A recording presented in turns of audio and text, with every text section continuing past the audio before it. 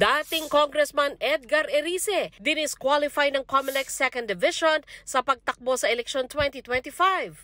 Kaugnay ito ng mga pahayag niya tungkol sa manomalya o manong kontrata ng COMELEC at Miro. Nilabag umano ni Erice ang Omnibus Election Code na nagbabawal sa panggugulo sa election process. Iaapila raw ni Erice ang desisyon. Nasa 80 Chinese militia vessels na mataan malapit sa Pag-asa Island sa West Philippine Sea. Kinumpirma yan ng AFP pero hindi raw sila nababahala rito. Hinihingan pa namin ng panig ang Chinese Embassy tungkol dito. World War II bomb na hukay sa gilid ng dating nayong Pilipino sa Pasay. Pag-aaralan muna ito bago i-dispose. Sandra Aguinaldo nagbabalita para sa GMA Integrated News.